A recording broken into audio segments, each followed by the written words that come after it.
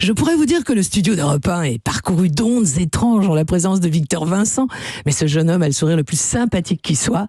Et pourtant, il est mentaliste, voilà, l'un des plus célèbres au monde. Et après une tournée en France jusqu'en mai, il va s'offrir les Folies Bergères à Paris du 20 au 31 décembre pour un show totalement dément, baptisé Mental Circus. Cher Victor Vincent, vous vous souvenez de ce spectacle dans un cirque, l'année de vos 7 ans, où vous aviez vu avec effroi et fascination votre premier numéro d'illusionniste qui se déroulait dans des flammes. Vous en souvenez ? Ben oui, parfaitement. Parfaitement, on prenait l'illusionniste avait pris une dame, une demoiselle, qui l'avait enfermée dans une boîte en métal, froide, ça se sentait, et ensuite les flammes qui en sortent, une chaleur que je ressens jusqu'en haut de l'estrade, et puis ensuite on ouvre, et à l'intérieur il y a un squelette, mais pas un squelette blanc d'anatomie, un squelette noir, fumant, dégoulinant de chair encore, c'était magnifique.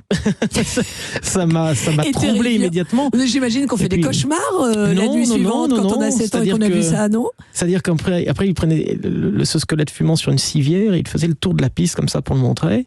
Et ce qui était assez fou, c'est qu'il n'y avait pas ce qu'on appelle le prestige, la personne ne réapparaissait pas. Non. Si.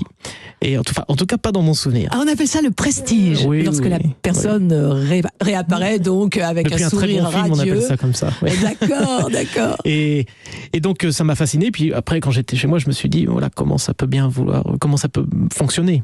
Et donc ça a commencé à titiller. Vous avez commencé à chercher ça m'a beaucoup le amusé, mécanisme possible. Voilà, c'est ça. L'envie de savoir comment les choses fonctionnent, c'est ce qui m'a animé longtemps. Voilà, l'envie de savoir, mais pourtant, il paraît que vous n'avez pas eu immédiatement de vocation de magicien. C'est le sort, en fait, qui vous a désigné à l'âge de 12 ans et a tout orchestré autour de vous, alors que vous vouliez faire de la photo, n'est-ce pas ? Oui, c'est ça, l'image m'a toujours plu, ça me plaît toujours d'ailleurs, ouais. et je me suis inscrit dans une MJC pour faire un atelier de photo, et puis en fait, il n'y avait pas assez de boîtiers, il n'y a pas assez d'appareils photo pour tout le monde.